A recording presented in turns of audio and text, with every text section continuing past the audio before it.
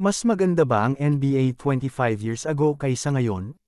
Sa social media, nagkaroon ng trend na tinatawag na "We are done with the 90s", na nagpapatingkad sa maliwanag na lack of skill sa panahon noon kumpara sa mga stars ngayon. Mayroong patuloy na paghahambing sa pagitan ng mga panahon sa NBA, simula sa argumento ni LeBron James versus Michael Jordan. Ang sagot sa kung aling panahon ang mas mahusay ay subjective, ngunit maraming mga fans ang magtatalo na ang 90s ay ang golden era para sa NBA basketball. Ayon sa CBS Sports, sinabi ni Kevin Durant, "I go back and watch a lot of that 90s film, 80s stuff, and they play physical, but I just think they got away with a lot of flagrant fouls." 25 years ago, ang NBA ay higit na isang combat sport kaysa sa kung ano ngayon, kung saan karamihan sa mga teams ay mayroong enforcer at flagrant fouls ngayon ay tinatawag na common fouls noon. Gayun din, pinapayagan ng hand-checking, ibig sabihin ay maaaring hawakan at kontrolin ng mga defender ang mga players. Isang perfect example ng physicality noon ay ang Jordan rules na ginamit ng Detroit Pistons kay Michael Jordan noong huling bahagi ng 80s at unang bahagi ng 90s.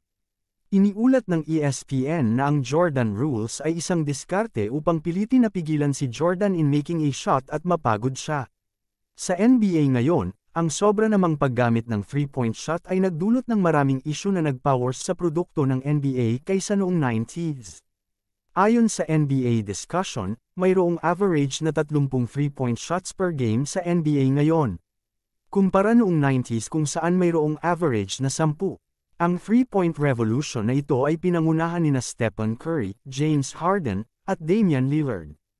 Ang mas mataas na volume ng 3-point shots ay ginawa ang ilang mga laro sa NBA na isang 3-point competition at tumaas ang spacing, na ginagawang mas madali para sa mga offensive plays na maka-score sa loob at labas ng 3-point line dahil sa dami ng espasyo sa court. Tulad ng iniulat ng Complex, ang mga rivalries sa NBA noong 90s ay mas matindi, kung saan ang buong Amerika ay nananatili upang panoorin ang Chicago Bulls laban sa New York Knicks o Detroit Pistons. Ang Indiana Pacers ay nagkaroon din ng malupit na rivalry sa Knicks at Pistons.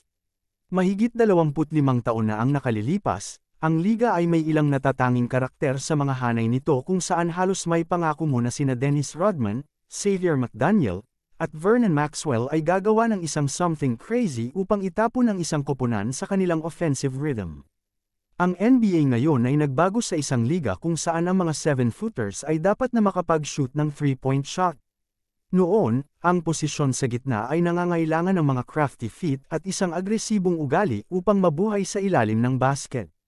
Iniulat ng Complex na ang 90s ang nag-ho-host ng pinakamahusay na grupo ng mga sentro sa kasaysayan ng NBA, kabilang ang Hall of Famers Patrick Ewing, Hakeem Olajuwon, Shaquille O'Neal, at David Robinson. Maaari mo ring isama sina Dikembe Mutombo, Rick Smits, at Luke Longley. Ang tulong ng 1992 Team USA na Dream Team, at ang pagtaas ng mga stars tulad nina Michael Jordan at Shaquille O'Neal, ay nagdala ng basketball sa pop at regular na kultura ng Amerika. Iniulat ng Sportskaida na sikat na gumawa ng kanta si O'Neal kasama ang rap legend na Notorious Big noong 1996. Imposibleng pag-usapan ang tungkol sa basketball mula noong 90s at hindi pag-usapan ang tungkol sa pinakamalaking star sa mundo noong panahong yon, si Michael Jordan. Nang ibabaw ang alamat ng Chicago Bulls sa panahon na yon, nanalo ng 6 na NBA championship sa 6 na finals appearances, at nakakuha ng 6 na finals MVP. Hindi lang si Michael Jordan ang lumikha ng Bulls phenom noong 90s, kasama ang sidekick na sina Scottie Pippen at Phil Jackson na nanalo rin sa 6 na NBA championships kasama si Jordan. Ang 72-10 1996 Chicago Bulls team ay masasabing greatest NBA team sa kasaysayan. Ikaw, may masasabi ka ba about sa panahon nung 90s at ang today's NBA? Let me know your thoughts sa comment section. Huwag din kalimutan na mag-like at mag-subscribe sa aking YouTube channel. Maraming salamat po.